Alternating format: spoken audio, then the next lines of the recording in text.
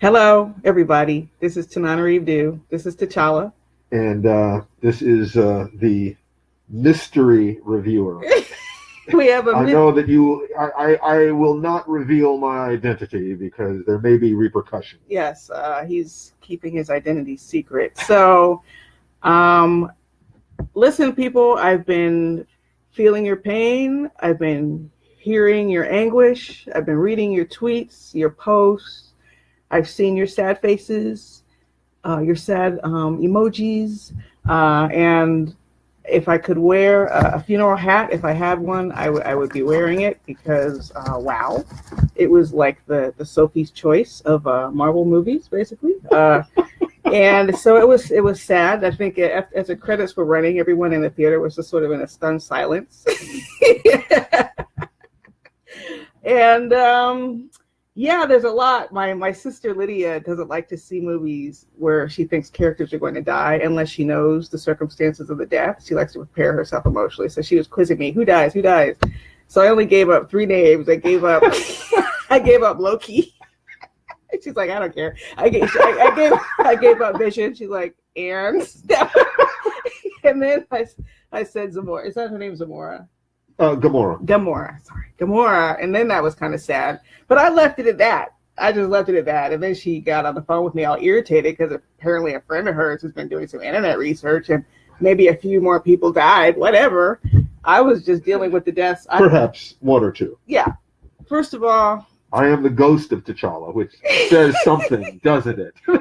First of all, we're going to talk about what we love and some things that we didn't love about the film. But first, the reason I told my sister only those 3 names is because, as some of you may also feel, I don't believe that any of those other folks are actually dead. And yeah, that's it. I'm in denial.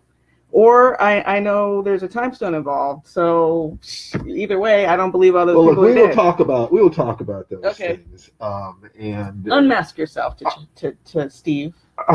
I must I? To Steve. All right. I will. Yeah. It was me. I know that none of you guessed. What a surprise. What a shock.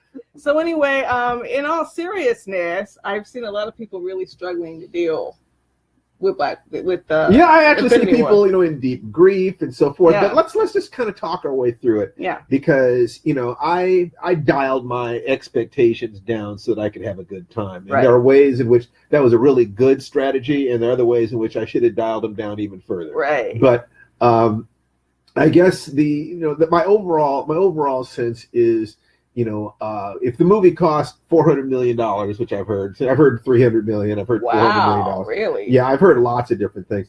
Was it worth that? Well, the money was on the screen. They could have saved some of that money. Woo. But it's definitely worth the $17.50 I paid for an IMAX ticket. Yeah. There's no question that it's worth that. I mean, I wouldn't have missed it for anything. There were moments I had great fun. I have to admit, I've told Steve, very early on, about the time when Tony Stark was meeting with Doctor Strange, and it was feeling a little clunky to me. I thought, ooh, this actually might not work. but then the moment the Guardians of the Galaxy piece started, that's true. I was in it. Rubber Band Man's playing. I was in it, and that piece, hand me down my walking cane. That piece redeems the film. To me, what really redeems the film overall is that it is a great Guardians of the Galaxy /Thor mashup. And with all their power and Star-Lord's total asininity. Yeah. It's all right there. It's right. If the movie had even just been that, I would have been like, wow, that was great. You could have done a Guardians of the Galaxy with special guest star Thor. I mean, and it would have worked pretty well. Because I have to give out some props. I'm getting excited again because there's some characters I was sleeping on that really excited me in this How do you mean? Never was a big Doctor Strange fan. Okay. Now if we're ever in trouble and the road forks right and left and he's going that way, I'm following him. Well, for everybody.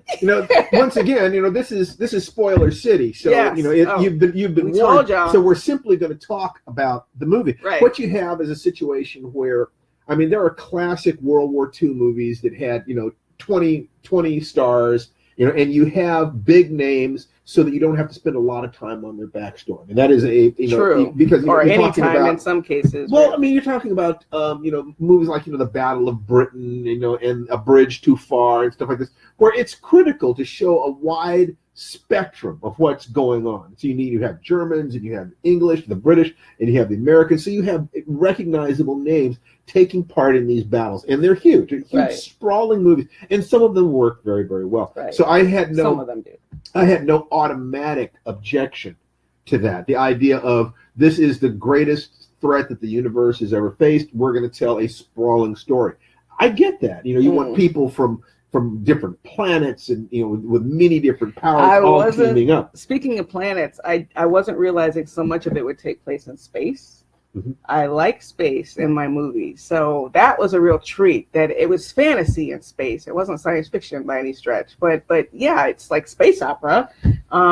Okay, I'm here for that. Sure. And the Guardians of the Galaxy piece was unpacked with such care, especially compared to the other characters. They really were the only ones. Thor and the Guardians of the Galaxy. I thought the only ones. I thought Groot was a little too unengaged. They dialed him down too far. Yeah, just a little too far. The thing with his device was very funny, maybe the first 3 times on screen. Right. But it got old after a while. But even so, think of that moment between Rocket Raccoon and Thor, where Rocket says, I have to be a captain now, and he's trying to engage with Thor's grief.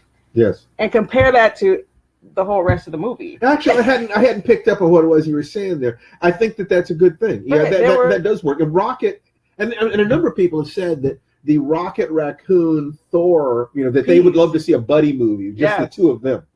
And Amy Alexander is also agreeing. Doctor Strange was a bad, I was like, I was sleeping on his power. Thor, I knew he was a god.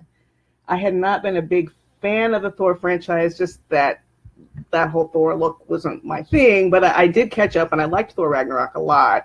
So I got Thor. I felt Loki's death, but to see him come into his god power and that huge palette in space was like, whoa, yes. Right. So Thor is like the second guy I'm going to go. Like if Doctor Strange's group is full, I'm going to be in Thor's group. So let's take a look at Wanda, one last thing I have to say. No, go ahead. I was downright almost a Wanda hater, right?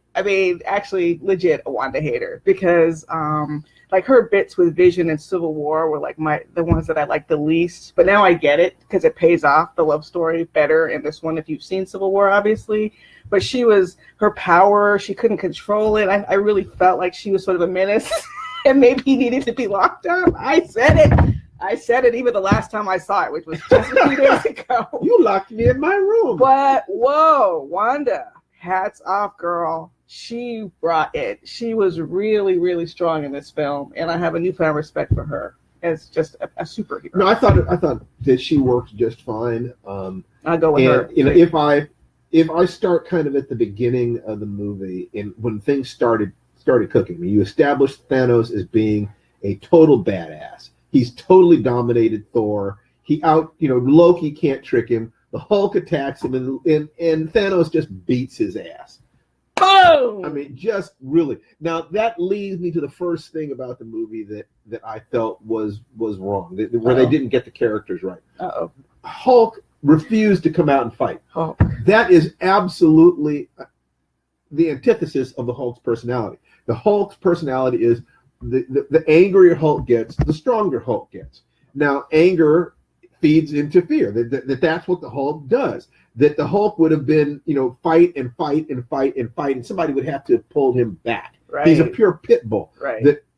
That by, I thought for sure during one scene where Banner is in the armor and the Hulk doesn't want to come out, that was a betrayal of the character of the Hulk that has existed for over half a century. And I agree with you on the Hulk. What bothers me even more than that is the treatment of Banner. And this started in Thor Ragnarok. It was one of the things that I was like wondering about then. He seemed like kind of like he was just sort of a slobby guy who never knew anything that was going on. And that made sense in Thor Ragnarok, because as Steve said yesterday, give you full credit, it was a comic piece. So maybe they were just doing that to say, oh, Thor's the smart one for a change and Banner's the dumb one. But they continued the dumb Banner and I don't mind it so much if it's to showcase that Shuri is smarter. Fine, make her smarter, but let's have him start from somewhere. You know, right? he basically he had nothing. He had nothing. And I mean, in Thor Ragnarok, I mean, we know that Thor, Thor behaves like like a beach guy. I mean, he's muscle, not a whole lot of intellect. Right. Whether or not he's smart is a separate question. He doesn't have to be smart. Well, he may be smart, but he's not intellectual. Right. For him to suddenly start talking quantum mechanics while Banner is just sort of blank, I thought that was an affectation in that particular movie, just to kind of be funny. But it kind of seems to be a shift. You carry it. That doesn't work for me. Yeah. I could feel. There's this thing about the dancing bear at a circus that it's not, you don't expect him to dance well because it's a miracle he can dance at all. It's very similar to that in terms of the number of balls that they were juggling at one time in this movie. The fact that they were able to make it work at all was something of a miracle. The fact that any of it was graceful was amazing. Yeah. That I felt like there are a number of different places where I look at this and I say, this doesn't work for me. I don't believe it.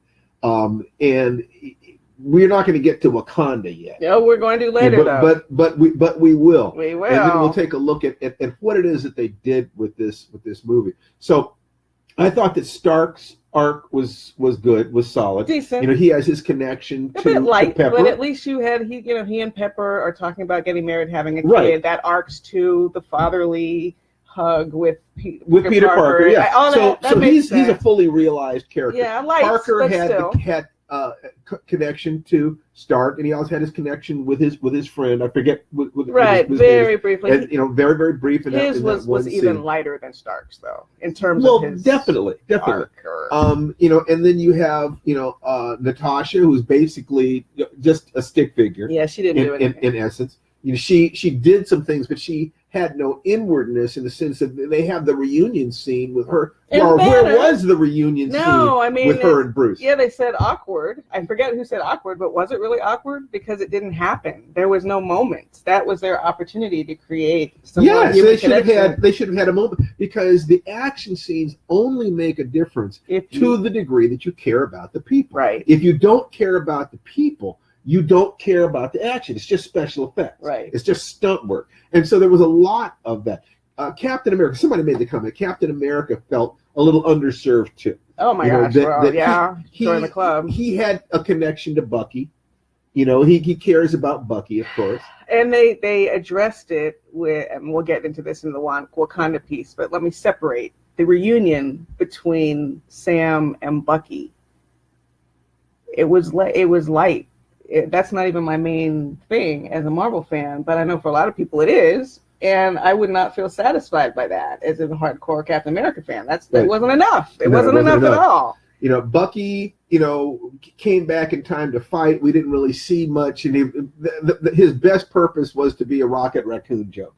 I want that on. That was a great, and again, that was a fun line. To speak to the strength of the Rocket Raccoon movie that is separate from Avengers: Infinity War. Yes. He got that best line at Bucky's expense, but Bucky's just a prop for the line. Bucky's just a prop. So who else? The original Avenger, of course. Hawkeye is nowhere to be seen, but what that's all about is that it would have been too crowded in this movie, and they need to bring somebody in for the second movie. So he'll be in the second movie. Yeah, there will be people. And Ant-Man will be in the second movie. Yeah, They needed that to be able to flesh out the team. All of the original Avengers survived the film. There was a lot of death of other people, but it was noticeable that they kept the original Avengers alive. Now there is, the realest death you're going to get is stuff like Loki. He's probably dead. He's probably dead. I kind of suspect that from Gamora on in the movie, Thanos will end up, that we will end up returning those people to life. Well, here's the thing. That'd be my guess. If Thanos isn't happy with where he is, right, like he's achieved everything he wanted, and he has his solitude to reflect, right, and all he's feeling is grief, right, there is no way he's not going to turn back time and get Gamora back. Well, here's the whole thing that Doctor Strange lets him, gives him the Infinity Stone. Doctor Strange went into his meditation, followed millions of different outcomes, and found that there was one in which we won. Yeah. Clearly, in the one in which we won, Thanos got the Infinity Stone. So he was guiding along that path. Right. Clearly, that would be a perfectly reasonable thing to anticipate. Yeah, I agree. Probably the only person who could convince Thanos or beat Thanos is Thanos. Exactly. Exactly. So using Thanos against Thanos would make sense to that. And let's talk about Thanos. I know some of you don't like him. I get it. Some of you don't buy his motivations, but for me personally, because actually his motivations almost exactly mirror the motivations of my character Mikkel in Blood Colony and My Soul to Take, which is it seems like it's just this super evil religion, but he has interpreted this to mean that the world needs to be cleansed, right? And he will choose those to survive, and everybody else has to go. Otherwise, it's going to be destruction and gloom. And so, some of you may remember who are hardcore fans that Mahmoud gets turned it to dust at the end of My Soul to Take. So I'm like watching all this going, wow, this reminds me, not that I think they ripped me off, I'm not saying that, but it fit the way I kind of look at villainry at that epic level. Like, well, I think that it is best to take a villain and have the world make sense from their point of view. Right. I think that the real temptation is to say that this person is just a monster. Right. I think it's much harder to say, how do I connect him with the monstrosity within myself? If you can do that, I think you could write any character, that they have a motivation that you can believe in. They're human, or they are recognizably, they have their fears, they have their loves, they have their care. To realize that he actually did love Gamora. That is, because otherwise the spell wouldn't have worked. Yeah, it's one of the biggest successes of this film to me, is that storyline linking Gamora and Thanos and the emotional heart piece with his resolution that overpopulation is something that it is his job to fix. Yeah, somebody asked whether or not I thought that was subversive. Was the message of genocide to eliminate overpopulation subversive propaganda or what? No, but it was using a concern that we actually have. That the world is overpopulated, and that therefore either people are going to die off or we're going to have to find some way of reducing population. And make no mistake, the world is overpopulated. I'm not saying I certainly would say so. Let's go and wipe people out sort of blindly. Half of everybody has to go, or even anything like that. But like, for instance, in my book, what happened was fewer and fewer live births started happening. So instead of killing people who were already here, he just made it harder for people to conceive, Right.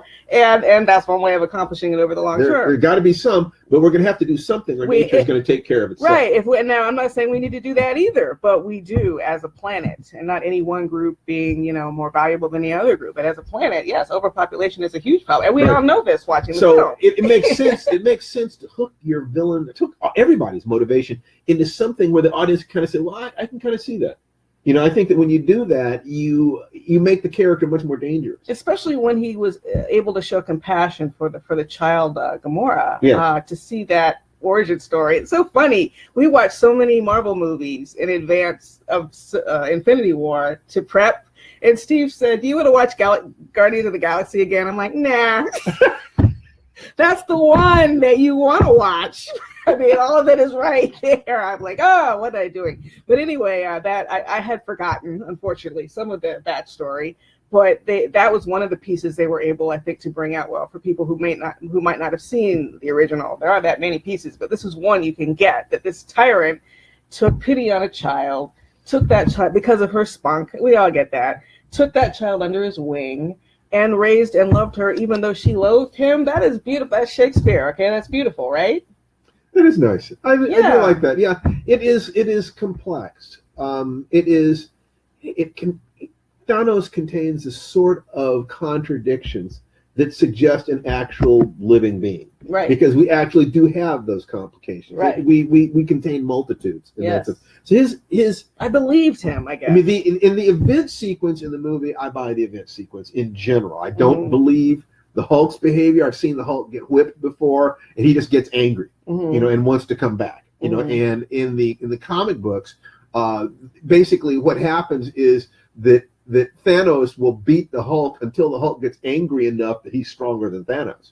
You know, so because if the Hulk's strength is theoretically infinite. The anger he gets, the stronger he gets. So the trick with the Hulk is to knock him out before he can get to that point. Right. And Thanos could. He was also wearing armor, you know. But you know, there are some other things, other moments that where I felt like this isn't quite right or that isn't quite right. Like, once again, what you have here is a movie with an incredible amount of complexity. I cannot think of a more complex movie that I've ever seen. Yeah, you know, and I feel sorry for anybody trying to go in cold. Like, maybe I can't imagine why in the world would you go see that movie if you hadn't seen it? Well, let's say you saw Black Panther and you got excited. Oh, right.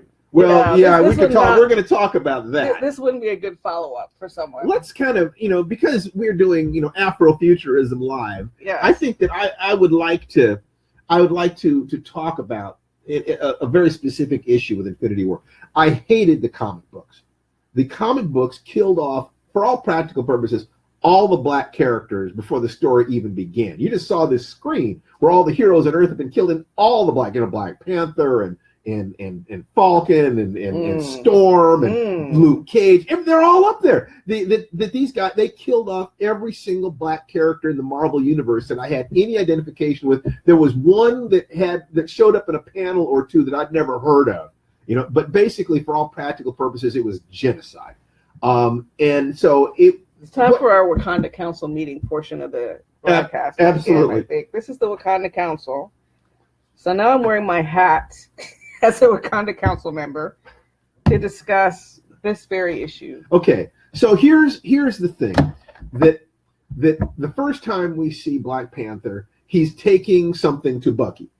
The next time we see Black Panther, he is simply saying to Steve, yes, come in and trash my kingdom. Now, they are, in order to save Vision, they are pulling all of the alien forces to Wakanda. Now, I can see them doing that, but can you imagine the council meeting in which T'Challa is explaining his decision to do this? Just to Okoye alone. Well, I mean, shoot. I mean, because, you know, I can easily see them coming to the decision that in order to help save the universe and eventually Wakanda's part of the universe, part of Earth, we need to do this. But to never even have that discussion suggests to me that Wakanda was not a place. To be absolutely honest, this is exactly why I did not want a white director directing Black Panther. That sense of they're just shadow puppets. They're going to do whatever we say to do. It was just a background. Where were the people of Wakanda? It was a set. Did we see them fleeing? Remember what they did to establish New York? You see New York,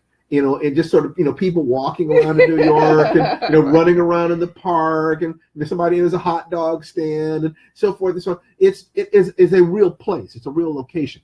Wakanda was a chessboard on which things would happen. And Black Panther basically made one decision about opening up one section of the force field. I was afraid they weren't going to have the brother make any decisions, actually. Yeah. But they did. They didn't have to make one decision. Okay. And aside from that, it was a blur of indistinguishable action with no personality. He had no real connection. He didn't have a scene with Shuri. Nothing. You know, that you know, Stark had his emotional connections. You know, Steve had his emotional connection to Bucky. That there were some connections for those things, but Black Panther and Wakanda were just a place that the other characters were acting out their stuff. And then when they just, you know, they killed him at the end. Now that's, you know, he lasted longer than he did in the comics. I didn't feel anything. But in essence, the only surviving black character was Rhodey, and who basically was crippled. Well, he was, and he has no personality outside his relationship with Tony Stark. Neither him nor Falcon. Did they have any friends? Did they have any family? Did they have brothers, sisters, mothers, daughters, girlfriend, anything? This is all the more extraordinary given that in Captain America New York was a character, Wakanda was a set piece. Thank you. Exactly. Thank you, Richard. So in any case, I got so excited I lost my train of thought. But let me go back to that. The Russo brothers. I thought they did an extraordinary job of setting up Black Panther in Civil War. Yes, they which did. now makes me wonder how much. And it was, and they didn't write the screenplay, so I have to talk about the screenwriters. But they consulted with Ryan Coogler. But I think Ryan Coogler, we can see now in retrospect, was far more responsible for that moment between T'Chaka and T'Challa before the speech, where it's the father and son. And I just really get a sense that the screenwriters for this film did not write that scene from Civil War at all, because that humanity that was conferred to Black Panther, he had a lot of breakout moments action-wise in Civil War, some arguably even better than action. His action. Yeah, his action. Yeah, let's put it through.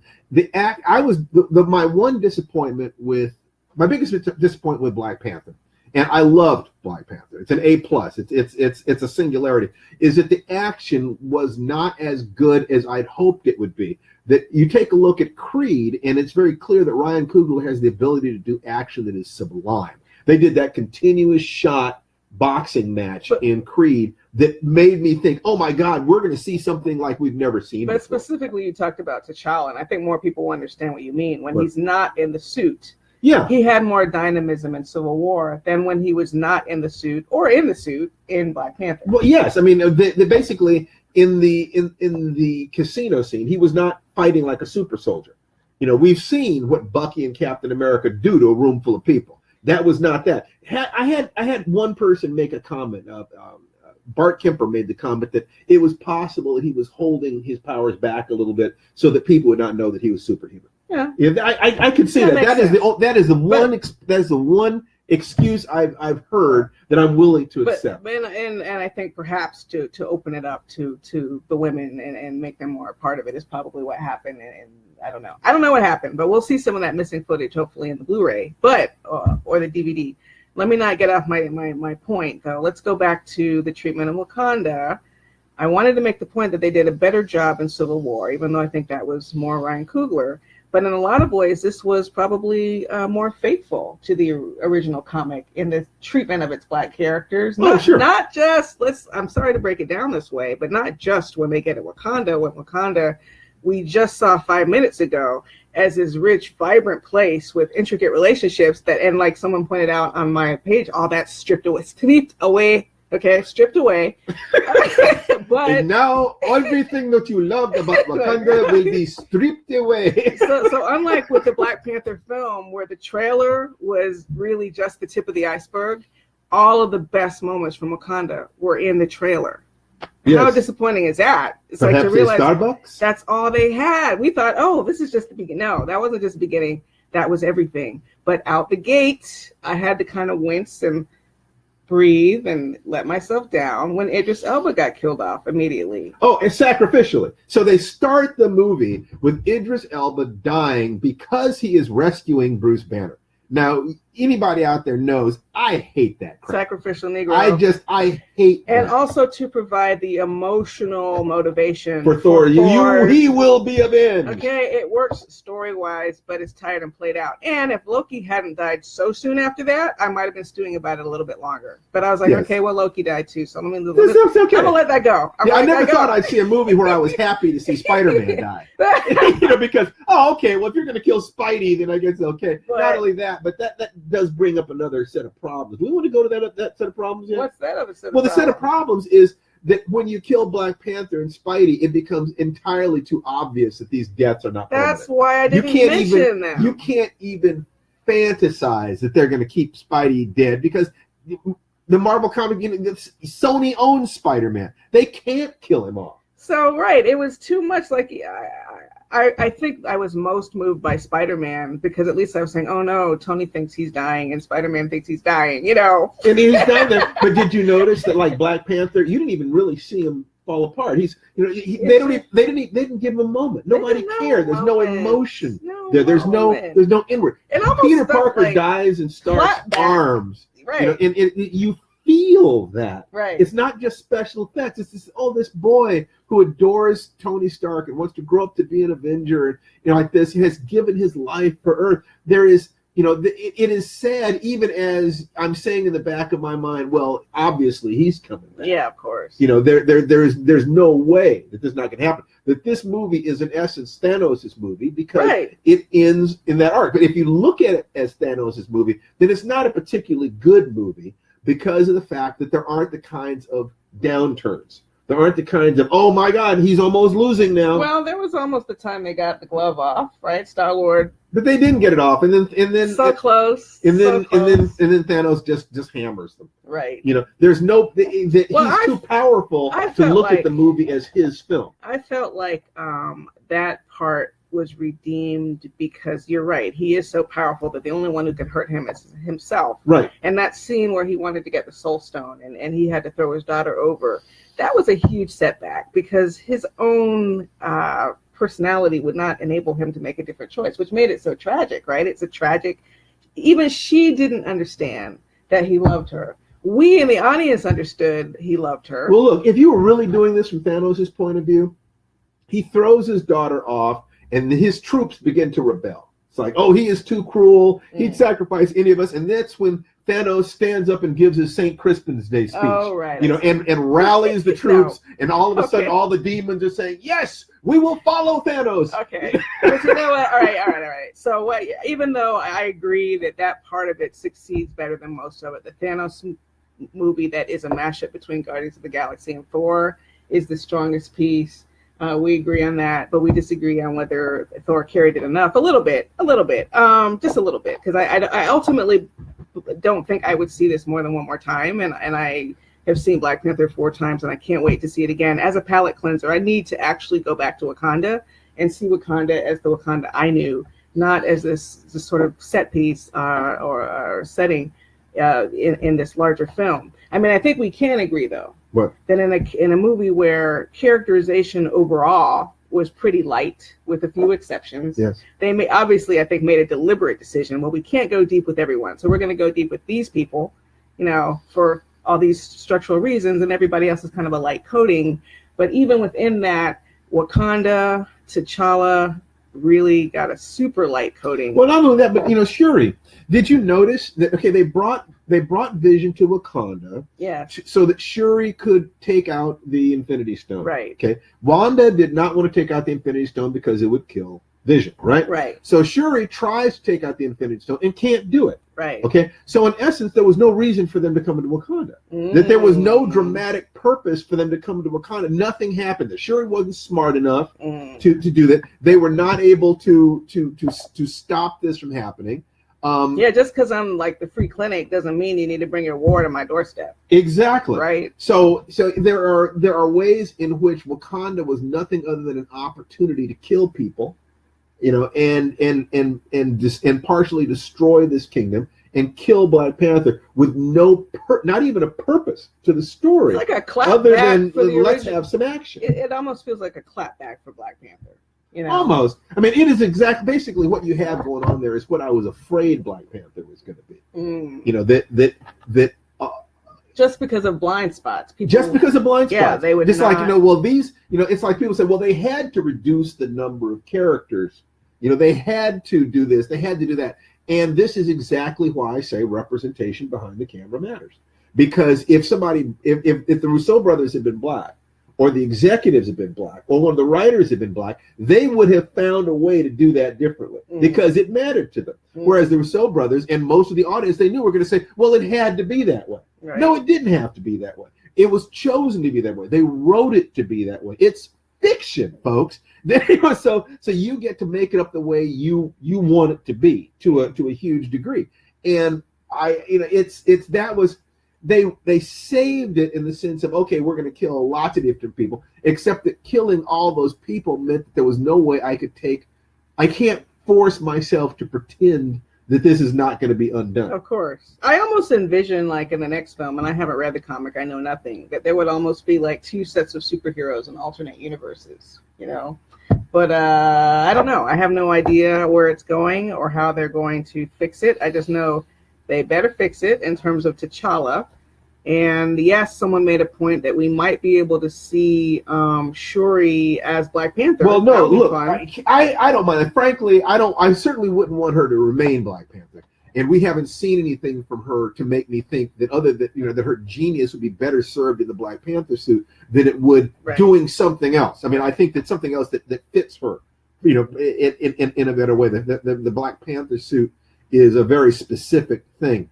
I could see Shuri, kicking butt in the next movie. I would love to see that, but I'd like to see her doing something different than putting on the suit. I certainly would not want to see her becoming Iron Man. I heard some people suggesting that maybe Tony Stark would go away and Shuri would put on, and that's a step backwards. Yeah, she's smarter than that. But you're right. It was not that she wasn't smart enough. She ran out of time. It's just that since nothing happened in Wakanda that advanced the plot, they were in the exact same situation they'd be if Vision had stayed in Central Park.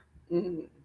Thanos got the Soul Stone, and everything happened anyway. Right. So there is irony connected to that. But basically, they, for all practical purposes, destroyed a kingdom so that they could have their irony while keeping all the original Avengers alive. Mm-hmm. Now, I should perhaps in a better world not notice that all those original Avengers were white, but I'm in this world, so no, I don't like that. And it bothers me. Or if you're going to do it, if you're going to kill T'Challa, make us care, okay?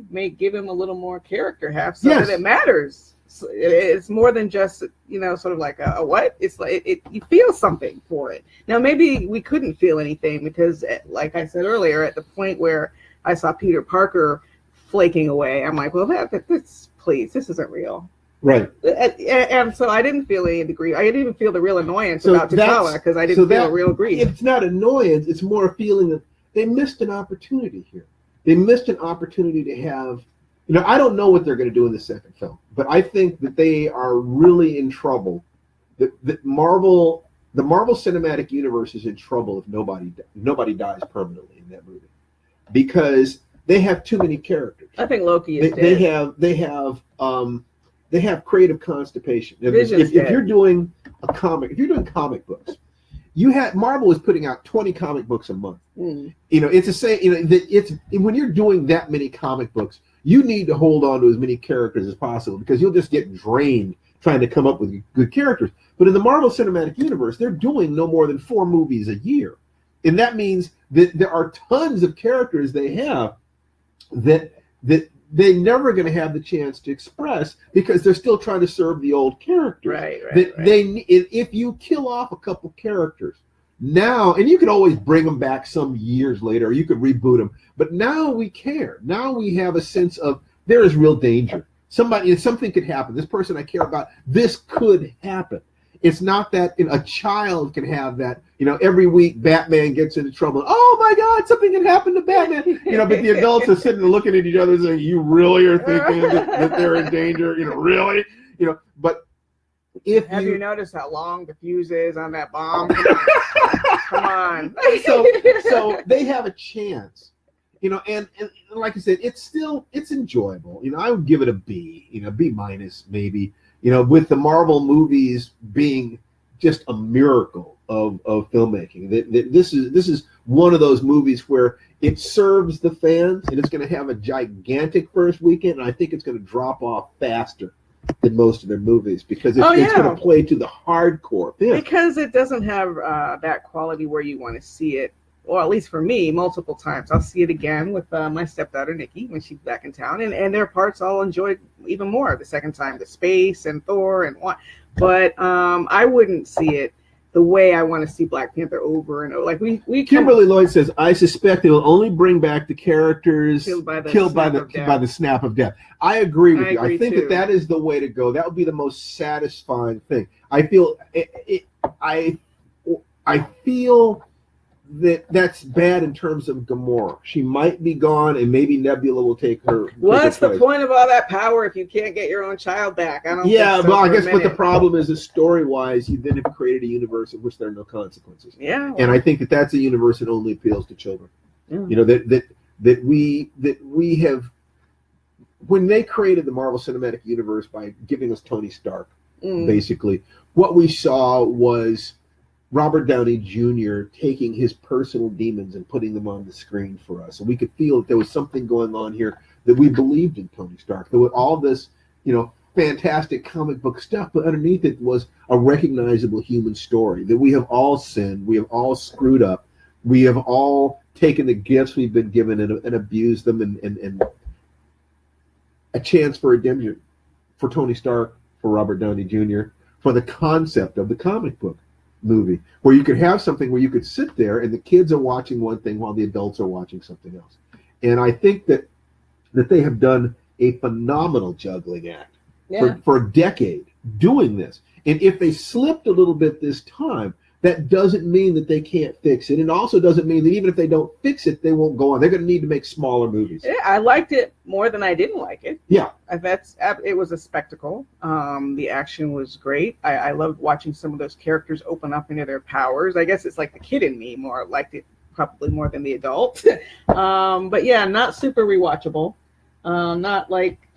Not for people who haven't seen not just a couple Marvel movies, but a whole bunch of Marvel movies beforehand. You have to be almost a hardcore fan to even enjoy it, for this to even be a coherent film.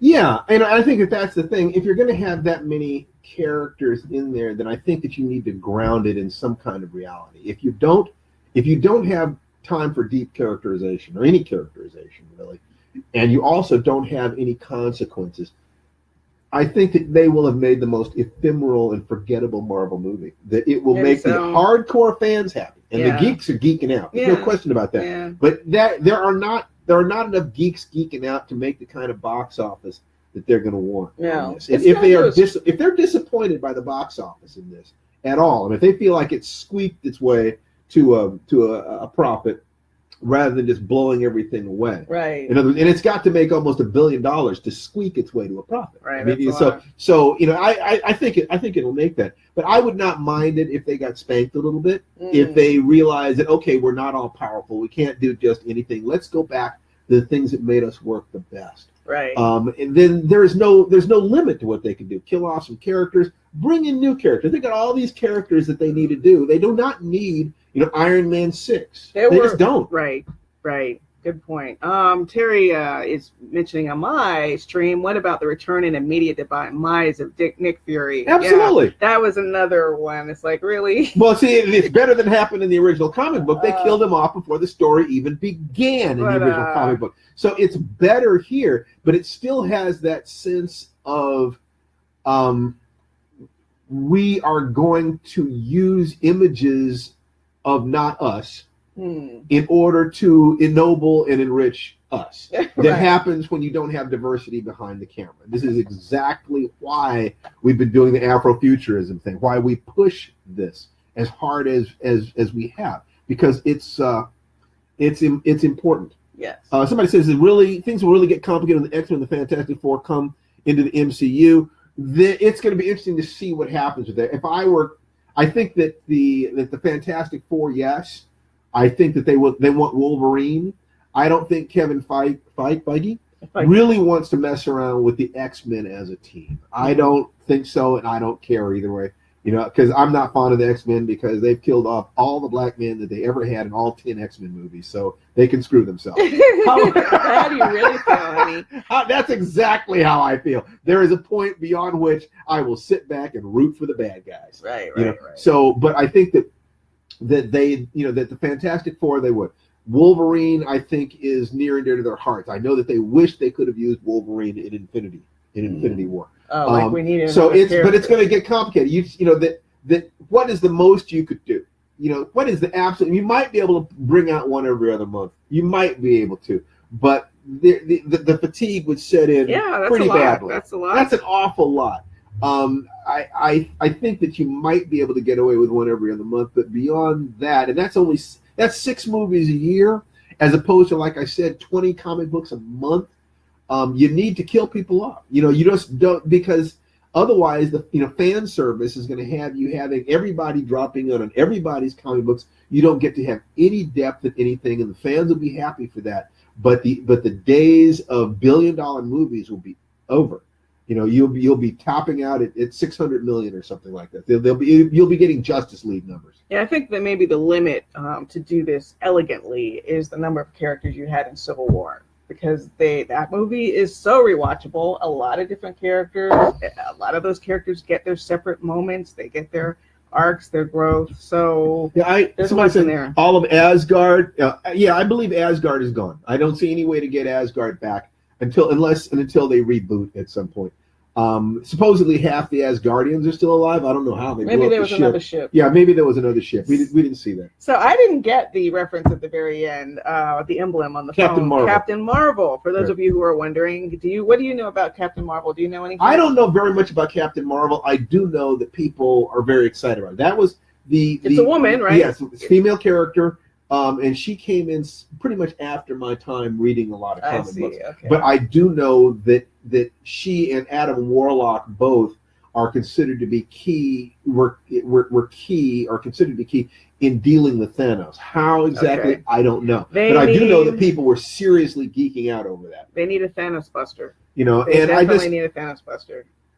What's a reasonable comic book to movie ratio? How many books are rolled into a movie script? I don't think that there is any limit. I think that one of the things that they've done that has been really good, that has made Marvel really successful, is that they will pick and choose, ideas. The ideas from comic books that have already been storyboarded, already been tested, people already love them. They just use those. You don't create a completely new mythos, which it seems that's what the DC seemed to be doing in creating a Superman like no Superman I ever enjoyed watching. The Batman, fairly close to Batman. Wonder Woman was terrific. Wonder Woman was like Wonder Woman. The thing about Marvel is it really feels like the comic book characters, only more grown-up versions of them. It's like there are reasons for the uniforms. Mm-hmm. They're not just people in costumes. They hire really fine actors to play these roles in general, and they've touched a magic thing. They've actually managed to do something that I would not have predicted they'd be able to do. And it surpassed my expectations. Being a hardcore Marvel geek, it gives me no pleasure to talk about the aspects of this that I find were not working or don't work for me. And some of the things that bother me will not bother other viewers at all. Right. It didn't seem, it obviously didn't bother the filmmakers. No, they didn't care. They're the hardcore geeks and fans are loving it. Although they're sad. They're very sad. But is that enough? Is that going to be enough to give this the kind of numbers it needs? I don't know. Right. I can't wait until next week when more people have seen it, when we can talk about it more openly and hear what people's real opinions are on Twitter. We may be just skating across the surface. Right. There might be more backlash because Black Panther is still in the theaters. So it's a little bit of a shock to go from that Wakanda to this Wakanda, and you've already seen the best moments in the trailer. That's gonna where were the war rhinos? Nothing. Where were the battle rhinos? Nothing from anyone. Please. Wakanda forever. Wakanda forever. At least Black Panther is still in theaters, so we can go see that as sort of a palate cleanser in that regard. Yeah, somebody else said they have to maximize both Star Wars and Marvel movies without cannibalizing their respective box office. Yeah, they do. I think that I don't know what the bean counters are telling them about how often they can release, how many event movies can come out in a year. I don't know before fatigue sets in, or whether that's an accurate assessment of it. But I would suspect that every other month you might be able to pull something like that off. That's stretching it, but I think that the public, if I have to pay $15, between $10 and $20 to see something that is as much fun as one of these movies are when they really work, it's like, so what? I mean, you watch a television show every week, and be there watching. I mean, it's expensive. I think that the model of what people are doing might be changing. Well, Movie Pass makes it easier to go to movies, so the expense isn't even that big of a factor if you have a Movie Pass. That's right. Right. So, but in any case, we just wanted to give you all a place to share. I think many of us are feeling like we'd like to see Black Panther again immediately. And I do look forward to seeing this film, Infinity War, again, because the parts I really liked. And this time I will watch Guardians of the Galaxy 1 and 2 again before I see it. And Steve wants to show off a couple of toys before we say goodbye, just to remind everybody Wakanda Forever. Am I doing it right? Yes, I am. But look, you'll be okay. I think most of those deaths aren't even real, so don't even stress. Okoye. Although Gamora is probably real, so we can mourn her because I don't think she's coming back. Shuri. Yay. And of course, my king. The Black Panther. The Black Panther. The Black Panther. Whose powers will never be stripped away. Never be stripped away. Okay. All right. Bye, everybody. Thank you so much for tuning in, and enjoy the rest of your weekend. Bye-bye.